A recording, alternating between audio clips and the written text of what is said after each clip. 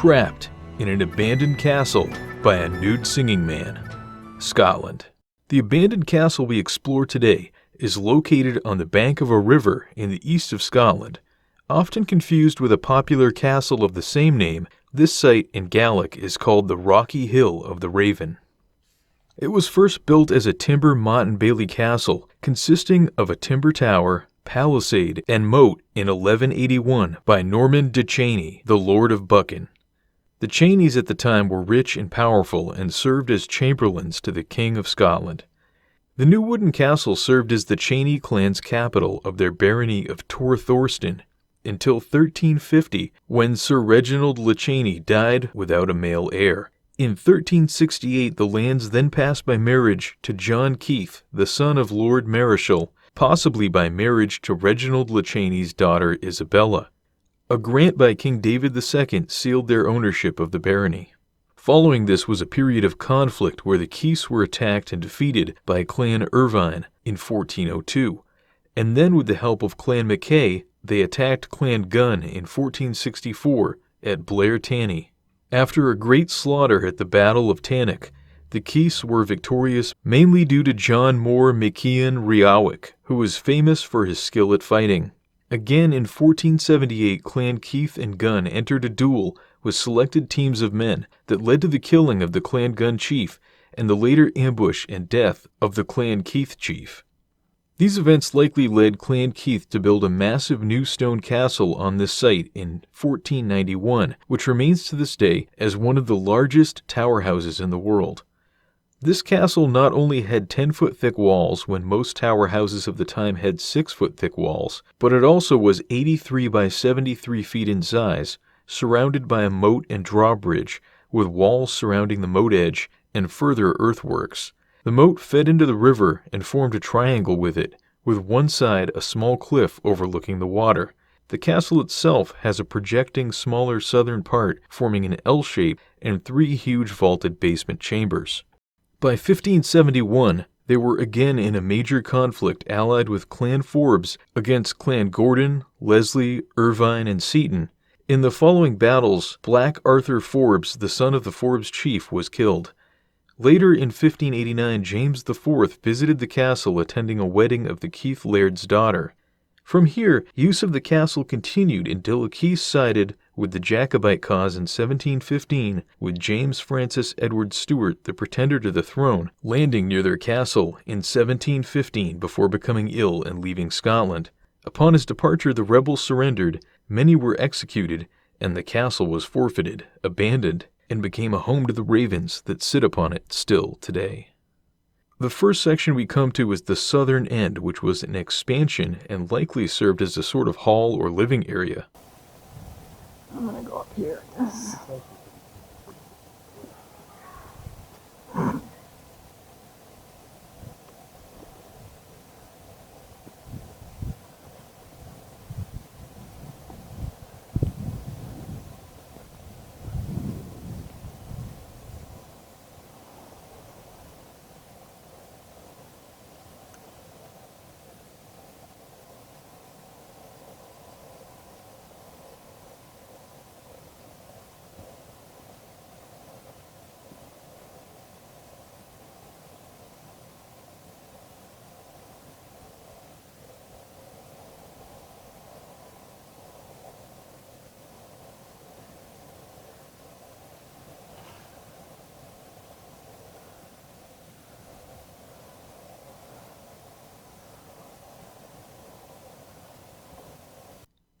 The vaulted chamber would have likely have been a lookout room.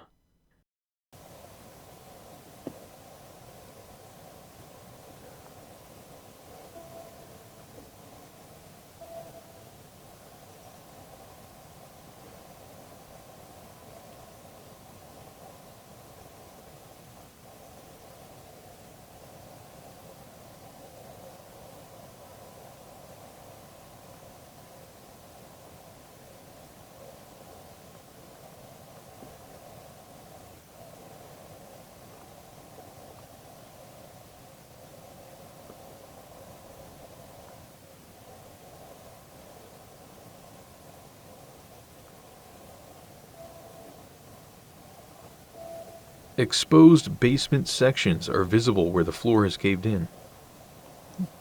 Tempted to go out and around there, but it doesn't look real like a great idea. Like, that'll be the day I die or something, you know?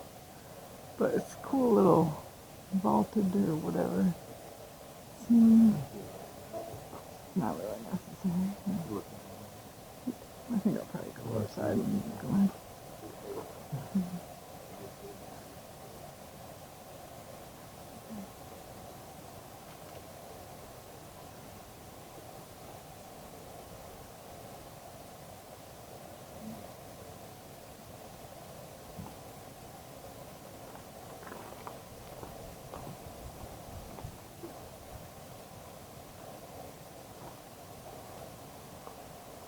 Through this window you can see the sloping of the hill down to the water and the outcropping to the left where the main castle sits.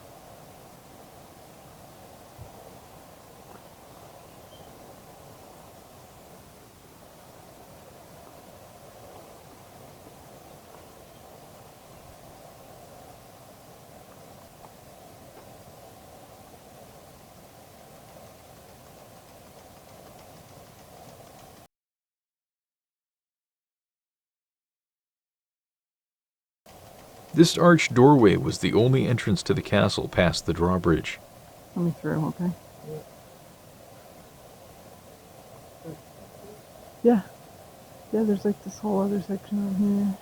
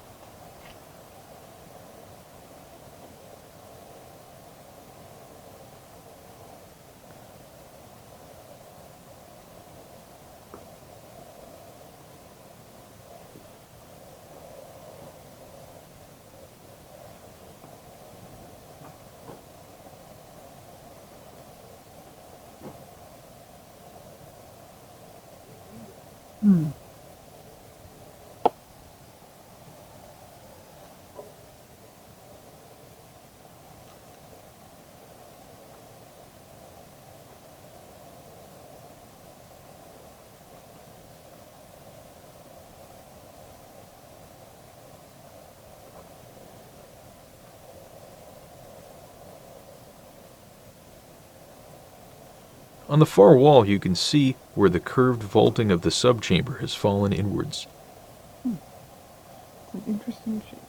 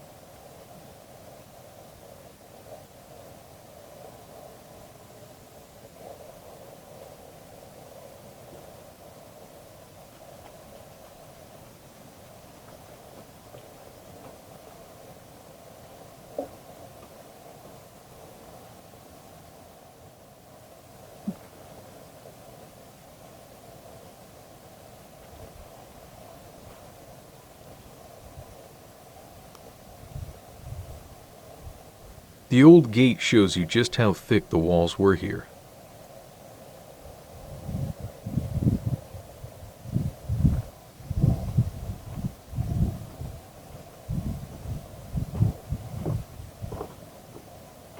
To the right, the huge tower house looms above.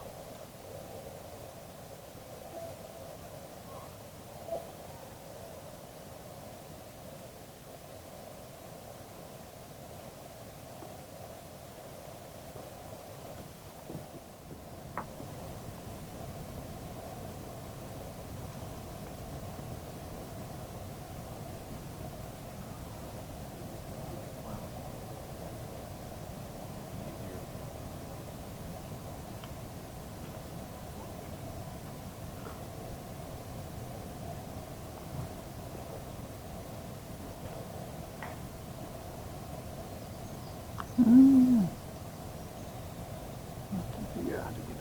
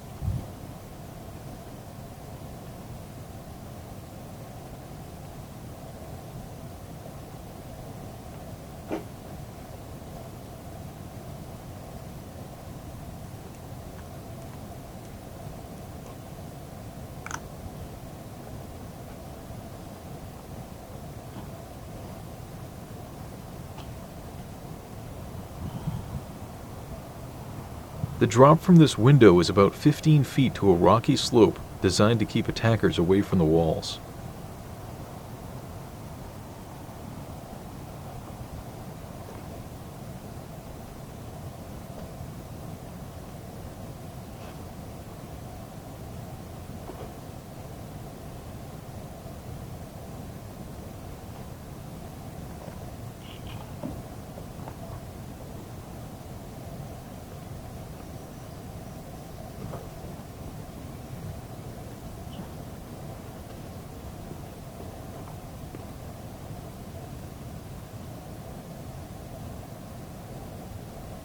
Gaping holes lead to further up levels that are not reachable. The castle would have stood 4 stories tall.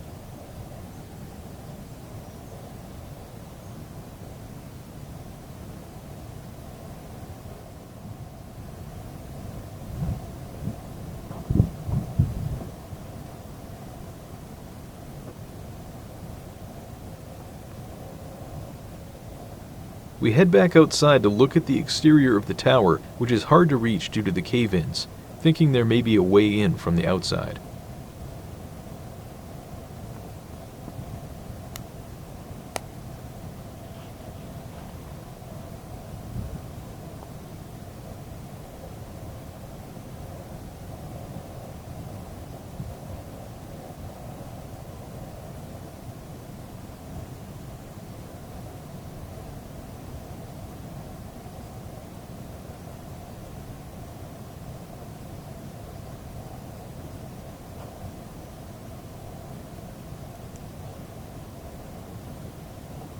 From what I've read, this may have been one of the 3 chambers only reachable by ladders put through holes in their ceilings. The doorway is simply now a caving-in window.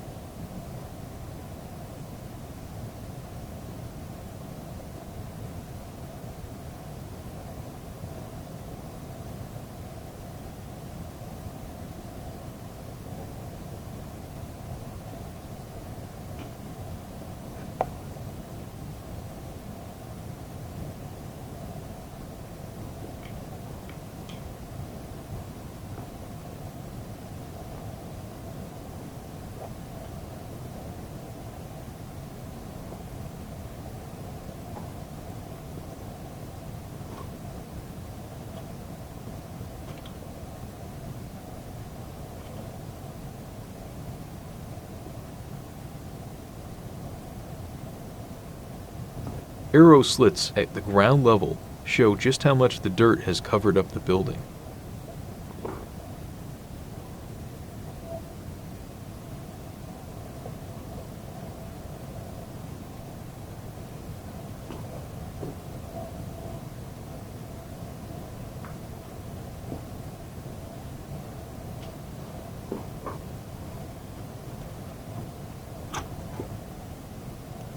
To the left, you can just make out the trench that was the moat.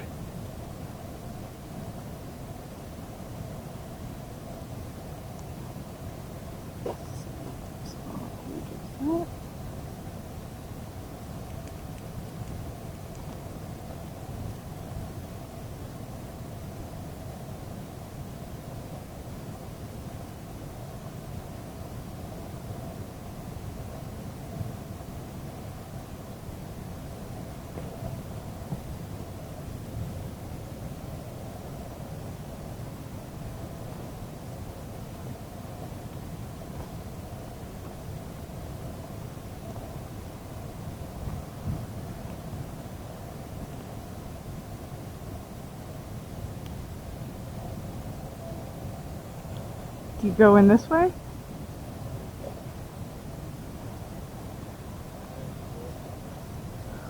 Wait, where'd you go in? Right here?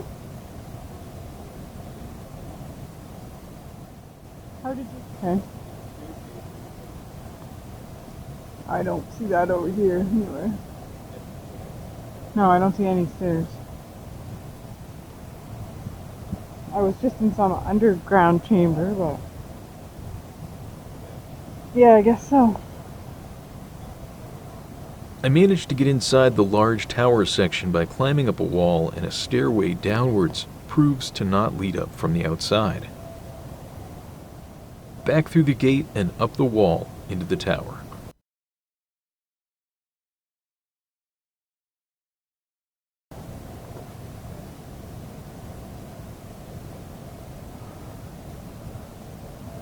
Inside are many archways and corbelled stone pieces above us.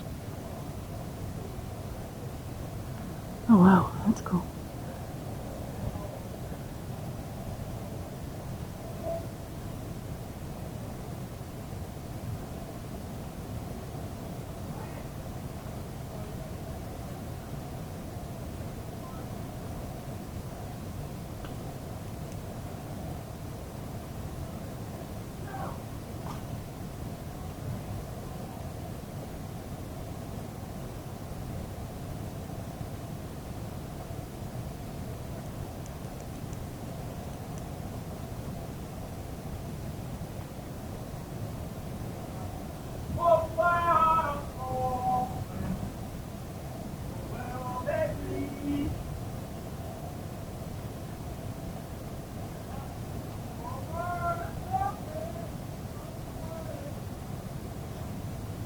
And then loud singing.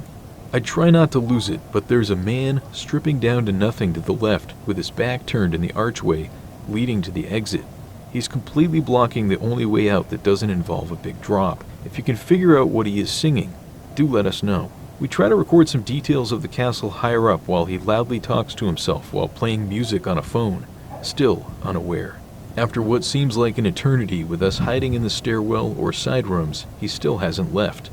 We stay out of view to avoid startling him and don't record in his direction in case he turns around and sees us. It's incredibly awkward. I'll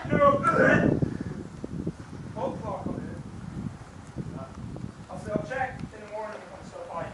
But I probably will sit we'll stop the toilets every 3 seconds. I'm not joking. I'll shit myself badly. Fire.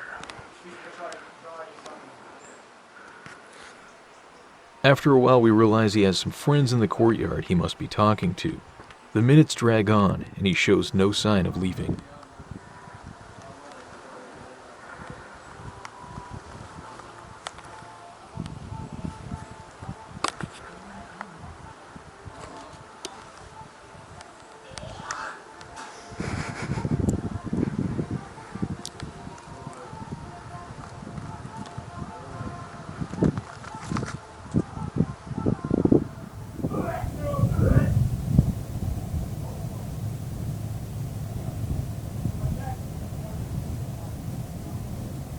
In the end, we stop filming and escape the castle by walking along a ledge and scaling down into the entrance area where the man's two friends are.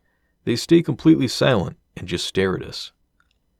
As we leave the area on the old path, laughter erupts as it sinks in just what has happened to their friend.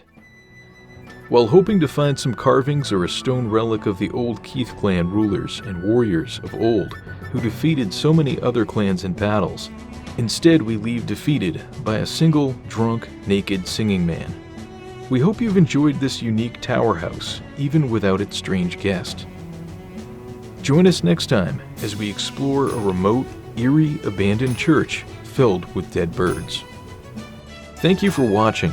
For more unique abandoned places and their lost stories, follow us today by subscribing and hitting the bell icon. Until next time.